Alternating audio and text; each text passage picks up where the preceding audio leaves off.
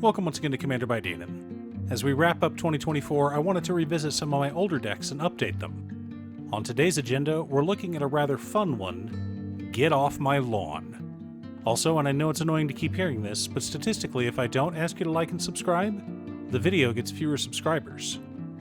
Morophon the Boundless is a 7-mana 7/6 legendary shapeshifter with Changeling. When it enters, we choose a creature type. Spells of the chosen type we cast cost Wooburg less to cast. This effect only reduces the amount of colored mana we pay.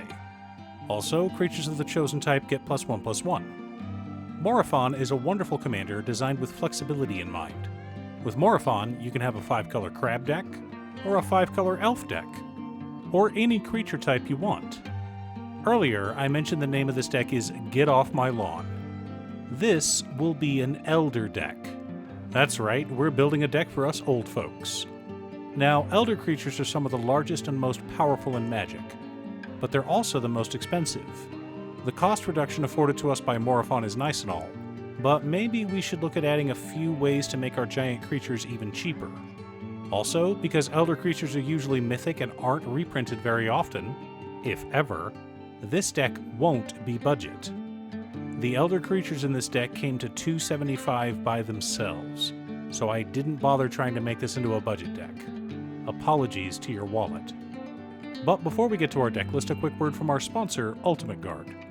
The Return to Earth Boulder series is unique in that they are made almost entirely of renewable resources rather than plastic.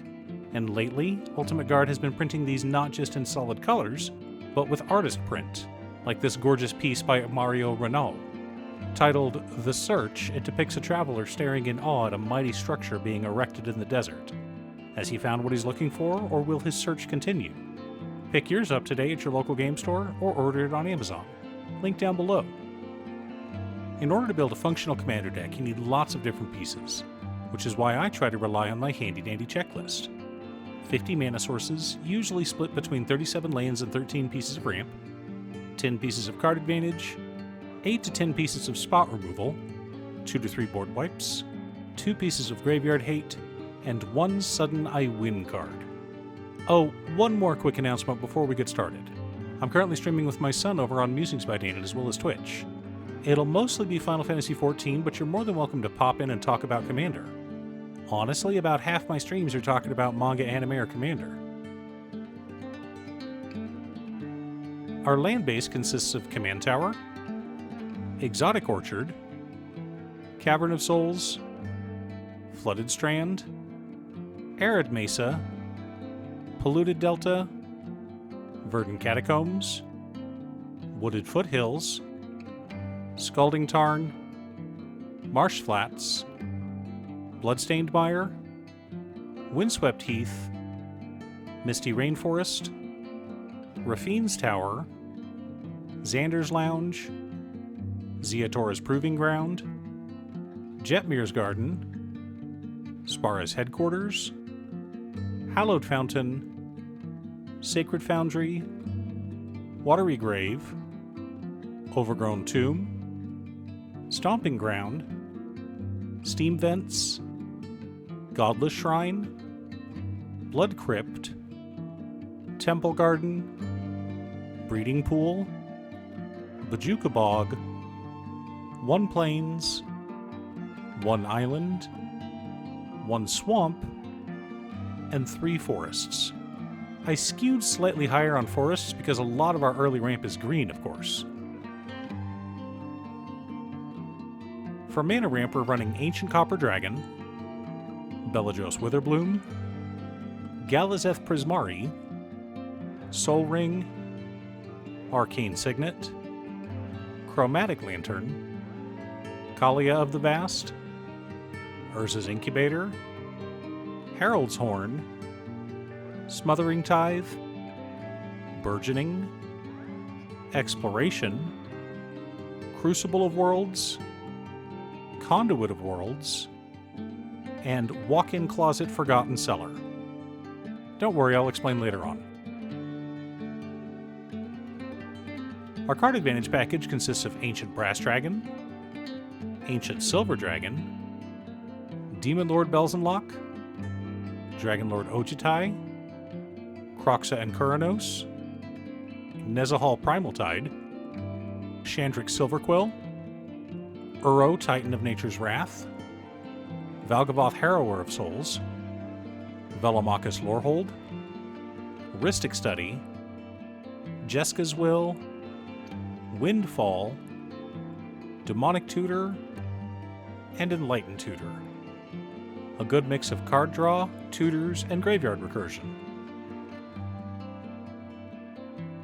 For interaction and spot removal, we're running Dragonlord Atarka, Dragonlord Silumgar, Kroxa, Titan of Death's Hunger, Flage, Titan of Fire's Fury, Tetzimoc, Primal Death, Zakama, Primal Calamity, Arcane Denial, Abrade, Assassin's Trophy, Beast Within, Generous Gift, Bedevil, and Anguished Unmaking. Lots of flexible spot removal with a touch of counter magic. Our board wipes consist of Dam, Cyclonic Rift, Farewell, Earthquake, and Fault Line. Most of our creatures have flying, so Earthquake and Fault Line basically act as one-sided board wipes. The core of our deck consists of Ancient Bronze Dragon, Ancient Gold Dragon, Chromium the Mutable, Dragonlord Kolaghan, Hitali Primal Conqueror, Hitali Primal Storm, Galta Stampede Tyrant, Nicol the Ravager, Palladia Mors the Ruiner, Vevictus Asmati the Dire, Valgavoth Terror Eater, and Dragonlord Dramoka. Supporting our plan and to help cheat creatures into play, we've also got Leyline of Mutation, Fist of Suns, and Joda Archmage Eternal. Now that we have our deck list, let's compare it to our checklist.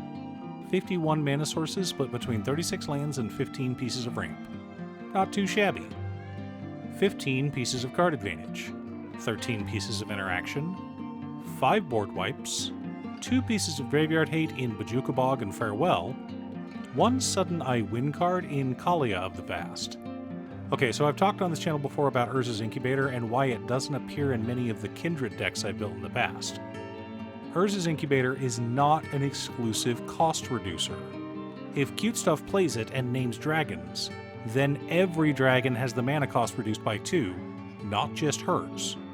But in decks with rare types, like Elders, it can work just fine. But I really wanted to see Kalia of the Vast slam an Ancient Silver Dragon. Just think about the card draw. Now, normally I like to include Azusa and Dryad of the Elysian Grove alongside cards like Crucible of Worlds. This form of ramp is simply absurd. Being able to fetch out numerous lands every turn allows us to cast our cards the old-fashioned way. But since we're running a lot of board wipes, and I'm not a fan of killing my own mana ramp just to slow down my opponents, I decided to exclude them. It's the same reason I don't run the dragon cost reducers in dragon decks alongside Earthquake and Fault Line. Yes, this deck is a meme, and yes, we have many other cards that, when combined with our commander, make it so our Elders are free to cast. So, the deck is strong, but not absurdly so. It is more of a meme than something to crush tables. At the end of the day, I just want to tell people to get off my lawn. Do you have a Morophon deck? Which creature type is your deck built around? Leave a comment below. Thanks for tuning in. Once again, a huge shout out to my editor Cute Stuff. I couldn't make these videos without her. If you'd like to hire her to edit your own videos, she can be reached at cutestuff.edits@gmail.com. Link is down below. If you're looking for ways to support the channel directly, you can head on over to patreon.com/Danon. You can have a video made or just ask for help building or tuning a deck list.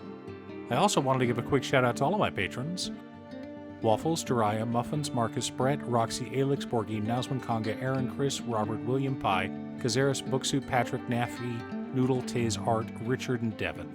You guys are awesome. I post new Commander Deck videos every weekday, so be sure to subscribe and ring the bell to be notified of new videos. Again, thanks for watching, and I'll see you all again next time on Commander by Danon.